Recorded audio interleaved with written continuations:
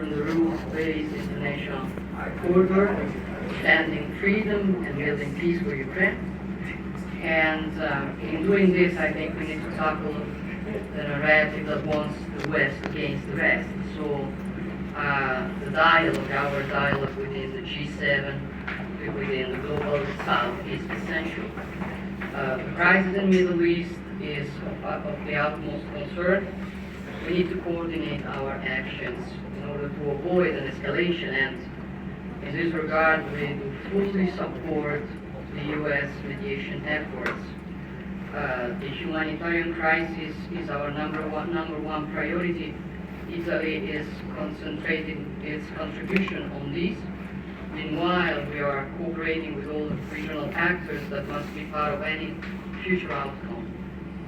We should work together on concrete steps to guarantee the two-state perspective, which is the only long-term sustainable solution. And then the Houthis' attack on commercial vessels that endanger freedom of navigation in the Red Sea are unacceptable.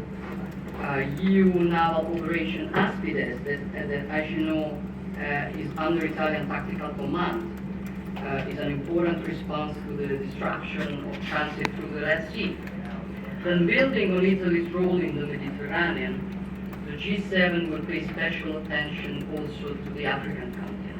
We've been discussing it for many times, but I think we have to remember that Africa is not a poor continent. It is, on the contrary, incredibly rich in human and material resources, but it has been neglected and exploited with a predatory approach for a long time.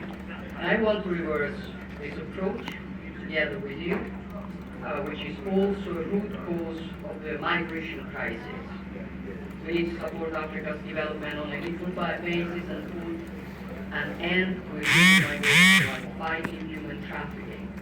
Human trafficking has become the most financially rewarding crime globally, and we cannot accept it any longer. For this reason, I came here today also with a proposal to launch a global alliance against human traffickers. The G7 will discuss artificial intelligence as well. AI is a myth. It can be a good or a bad one. It depends on our capacity to govern it, to tackle the risks and the impact it can have, for example, on the labor market. We want to develop AI, but also we want to be certain that it remains human-centered. And then, last but not least, I came here to boost our strategic cooperation. And our relations are enriched by the presence of more than 20 million Italian Americans.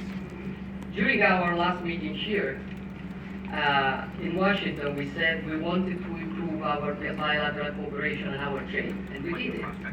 For in 2023, our bilateral trade reached the highest amount ever, with $102 billion of exchange. So I think we did a good job, but I also think that we can do even better. And I hope this will be our mutual goal for this year. Thank you, So George. it is, and I tried to help. I married an Italian. Thank you all very much.